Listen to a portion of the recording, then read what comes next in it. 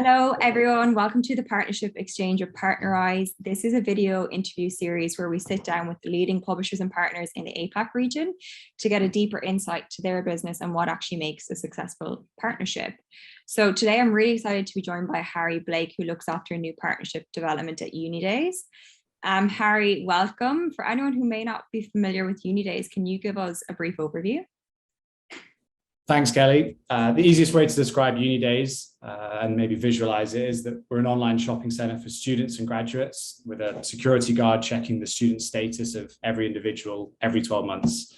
The corporate answer, UNiDAYS is the world's leading Gen Z marketing platform. We're now in 115 markets and have over 23 million verified members. And what we do is drive brand affinity through connecting the biggest brands globally like Apple, Nike, Samsung, Uber, to name a few, with our high value verified Gen Z member base. And we provide partners with the opportunity to acquire new, primarily, and existing customers through bespoke marketing campaigns. With a high purchase intent and an average conversion rate of almost 20%, coupled with 5 billion in sales from a partner perspective over the last 3 years globally, we consider ourselves to be the perfect marketing solution for all brands wanting to reach Gen Z. Yeah, and just to add to that, UNiDAYS has been one of Partnerize's top partners pretty much since we've launched in the APAC region. So the scale and volume of the members that you have is actually really impactful for brands. So I did have a couple of questions for you beyond that, and I wanted to start with understanding how 2022 has been for you guys so far. Yeah, it's been pretty full on. I think I joined the business probably at the best possible time in April last year, because that gave me a full 9 months to prepare for the silly season of back to school and O week. But if truth be told, I don't think it prepared me for quite how big it gets and busy. But we had great successes. In February, we surpassed and broke the 1 million active members across ANZ, which was a big team achievement. And things have really gone from strength to strength since then. We've seen record numbers of members engaging on the platform, and we have a lot of happy partners, which everyone likes. I suppose probably the biggest shift we've seen has been the explosion of travel. Probably unsurprisingly, everyone wants to get out and about and travel. I think we've launched maybe 4 or 5 new travel partners in the last few months. And over sort of December, January time, we ran a really successful marketing campaign with CRM, on-site, social elements, as well as a competition. And it drove really strong engagements and, more importantly, sales for our travel partners. And so well that I think next week we kick off sort of round 2 of that travel marketing campaign. Yeah, and with that campaign, what's interesting for me is like that there were obviously a few moving parts. So it's not simply a set and forget, which can happen in this channel, right? But what we're actually seeing is that there is increasing competition. And if you're taking that set and forget approach, it's really not going to work. And I guess with this in mind, like what are you seeing successful brands do to like really set themselves apart from the rest? Yeah, forgive me, I'll tell a mini story, but I was at a youth marketing event recently, and the word used most frequently by a panel of students discussing what brands they like, why they connect with some more than others, was authenticity. Hard one to say, actually, and I got it right, so good. But I think brands who fundamentally think about marketing to Gen Z differently on our platform have the most success. Probably the best example of that would be our partnership with The Iconic, who we work with you guys on as well. And they brief us on their marketing objectives, their key pillars for the upcoming year, and really treat us like a marketing partner. They value our team's expertise, and we live and breathe Gen Z. So from their perspective, they take our guidance.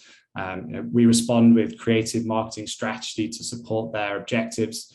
I can't divulge too much, but so far as to say the sort of brilliant ideas that we came up with from a creative perspective have driven tremendous results, both from a brand and probably more importantly as well from a performance standpoint. So I think it's about not doing the same thing everyone else is doing and actually putting the time and effort into developing their relationships and connection with our members so that they can demonstrate the magic word authenticity and desire to communicate on their level in a way sort of befitting the interests of our members. Because I think, whilst Gen Z are the youngest consumer generation, they surprise me in their, I suppose they're wise beyond their years, and they really do demand transparency and authenticity from brands. And that, that's what we as a platform can do. We connect that brand strategy with the communication expectations of our members. Mm-hmm. Yeah, no, that all makes sense. And I was actually interested to hear that you guys actually have that internal creative and strategy team who obviously really understand Gen Z and can kind of guide advertisers towards, I guess, more tailored and impactful marketing messaging. So moving on, what do you think advertisers are surprised to learn when working with UNiDAYS? Yeah, I had a sort of a think on this one. Everyone's talked a lot over forever about Gen Z and how hard they are to reach, how diverse they are. But it really is a challenge from a marketer's perspective, and I think specifically around segmentation of that audience is even harder. So I think with the rich first-party data that we have available at UNiDAYS, I think things like geolocation is something that is often a surprise. We can market to members within a radius of a new store opening or a new restaurant. So we can be very precise from a marketing perspective, but also have the scale to be macro as well. But I think probably the biggest surprise for brands and for me, for that matter, actually, when I joined and started looking under the hood, is how much Gen Z spend on fashion, tech, beauty, and travel. I kind of referenced. We've driven over 5 billion in sales globally from our partners' perspective. But there was one premium fashion brand in mind that I'm thinking of, who we work with, and we have an average order value for them of over $600, which I don't know how these kids have the money, but and total order values in the millions. So I think back to my time at uni, I was eating super noodles and £3 bottles of cider. So turns out times have changed, and I don't think we can apply our own set of beliefs around what 18 to 24-year-olds are spending their money on, and we can't expect them to behave as we did. They're value hungry, they're savvy, responsible, and conscious in a way I'm not sure we millennials or Gen X ever were. So yeah, I think there's a fair amount of myth busting to be done around this generation. Who knows how things are going to change with Gen Alpha, as we were talking about earlier, entering the consumer market in 6 years. And we'll probably have just got our heads around Gen Z when that comes. But on that same topic, I suppose, of being pleasantly surprised from a brand perspective, we launched a food delivery partner last year, and their sort of initial concerns were around the cost of delivery with a perceived low average order value from the demographic. But on analysis, our average order value is actually above their average across the board, pushing through $30. So I think, fundamentally, Gen Z's spending habits, they're different from what people think, and they mirror more of our own behaviors and habits than we might give them credit for. Yeah. I mean, I find that shocking that you were seeing a student AOV of $600. That's just amazing. And it really does go to show that we need to move beyond our own biases and actually look at the data. So yeah, that's really interesting. And secondly, Generation Alpha, I hadn't even heard of that before. So what year do you need to be born in to be considered Gen Alpha now? 2010, and we've got 2 more years, 2010 to 2024. So the future consumer. But it's coming. So speaking of future, what does the future look like for UNiDAYS? Nice segue. Didn't see that one coming. It looks very bright and very shiny, actually. I think there's a lot of growth in the market that we're looking to, we're confident it's going to be a good year. I think I've touched on briefly about our graduate audience, but since the launch of Grad Life, which is our graduate platform for UNiDAYS members who no longer have the student status have student status at their annual re-verification, we've kind of really shifted our focus as a business to be, as I've said, a marketing platform for Gen Z. We aren't just focusing on the student market, instead looking at that broader addressable age range with members being 18 to 24, something that I think is quite unique from a business perspective in market. I think some of the other competitive advantages that we talk about and where we want to build to as a platform is our ability for brands to be able to build out a curated content page on our platform, like on socials, to speak to brand building aspects of their business. Like a lot of brands use it for the ethical nature of their supply chain or the sustainable materials they use in production. But I believe we're really helping brands move up the funnel and not just be so sort of bottom focused, allowing them to be more and have more meaningful connections with our members, obviously with the ultimate goal of driving that lifetime value that so many brands chase.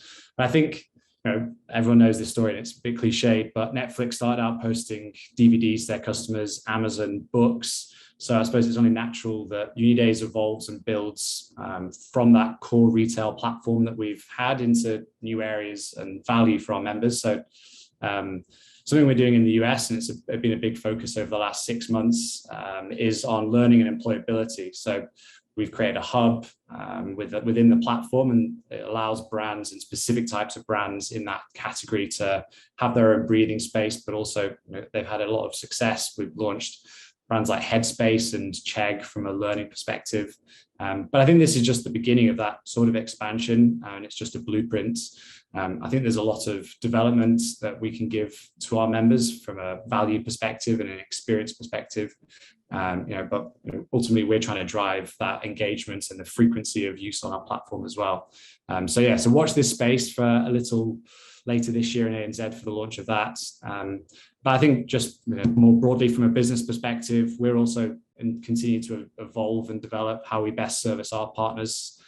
So we're going to be restructuring our commercial team to align more closely with key verticals, which ultimately, as people would know, would allow for deeper industry expertise within our sort of talented development team. And then I guess lastly, I suppose always looking to make our lives better, simpler, and more efficient and effective. So we're looking forward to exploring the enhanced coupon tracking capabilities with you guys. And obviously particularly looking forward to it from new partnerships perspective. That onboarding process is always a bit bumpy. So removing elements like the UNiDAYS redemption tracking would be fantastic. And same with existing partners, month-end reporting becoming more efficient and streamlined. So looking forward to that as well. Yeah, awesome. And so that enhanced commissioning tool that you are referencing is what we're calling a Partnerize exclusive code. And so to your point, this is really going to streamline how we work with UNiDAYS, particularly because you guys are not operating on last click, which is kind of how I guess the industry has been operating traditionally, and more so moving towards attributing based on coupon codes. So for our existing advertisers, they will be aware of this new feature that's coming very soon. We are in beta testing right now. But really what it means is there is going to be quicker time to revenue, and it takes out additional dev work, and it just makes the partnership overall work more seamlessly. So yeah, we're super excited about that release later on. But anyway, to close off, I just want to say thanks so much, Harry, for speaking with us today. We really appreciate it, and we're looking forward to growing our partnership with UNiDAYS moving into the rest of 2022. Yeah, good stuff. Thanks, Kelly. Really appreciate it.